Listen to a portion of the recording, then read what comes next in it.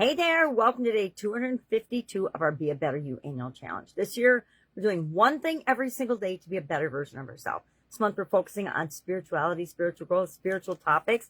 And we just came off the SOAP framework. I hope that you had a good experience using that tool. If you have any questions about it, please ask me.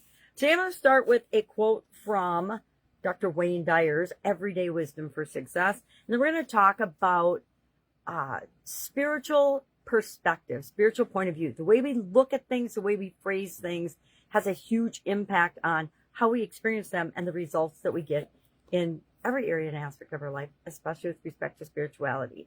I'm going to read a list of descriptive words, and you're going to think about them and see how they make you feel and how you look toward the experience that you're having at any given time, or the thing that you have to do based on the words you choose, your point of view, your perspective, what you use and what you say. So let's see what Wayne Dyer has to say today. He says, look upon every experience you've ever had and everyone who's ever played any role in your life as having been sent to you for your benefit.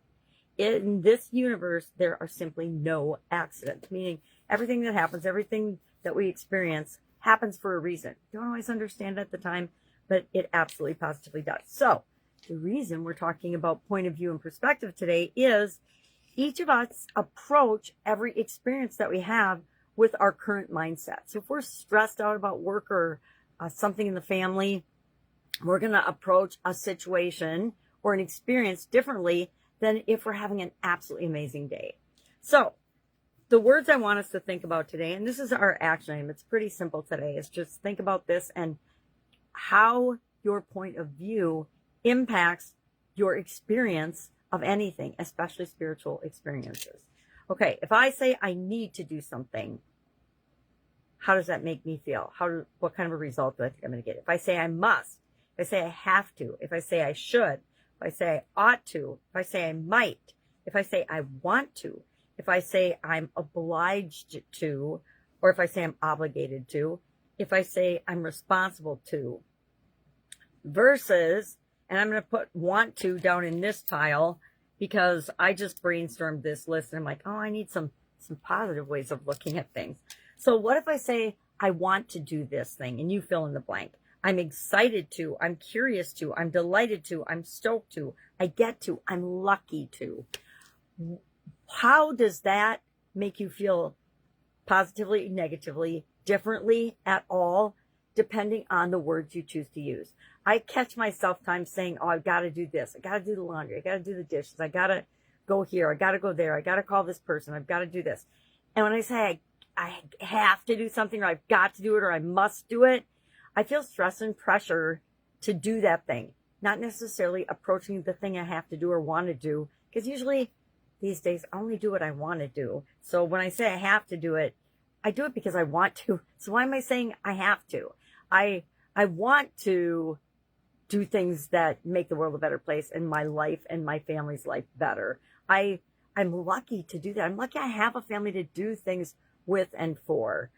We're so blessed and so fortunate, yet so often we're focusing on the negative because of the terminology and the phrasing and our point of view as we approach an experience or a task.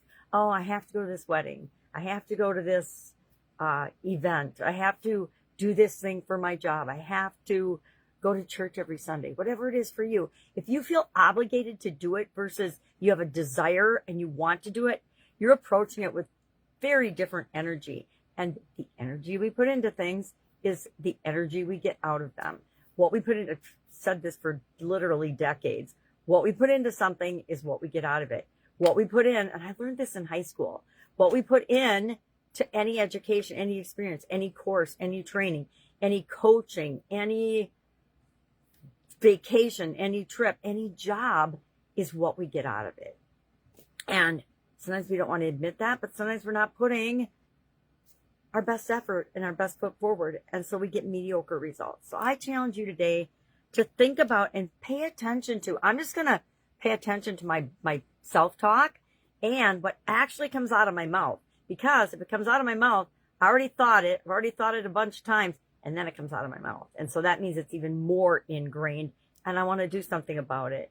I want to start flipping the switch on the negative way of approaching any experience, because if I approach any experience as mundane as brushing my teeth with negative, guess what? I'm not going to have a great toothbrushing experience. If I approach any relationship, any communication, any interaction with a trepidation or any negative energy, that's what I'm going to get out of it, because people sense that from us and we sense it from ourselves, right? All right. So that's our action item today. Notice the words that you're using when it comes to things that you do. I almost said have to do, but things you choose to do. That's what. Choose to. Why don't I have choose to on this? There. See, I'm going to think of more as I go about my day too. All right. Any questions about this? Hit me up and ask. See if it makes a difference in the outcomes that you get in just maybe one experience today. And then let us know in the comments below. Have an amazing day, and I will, of course, be with you tomorrow.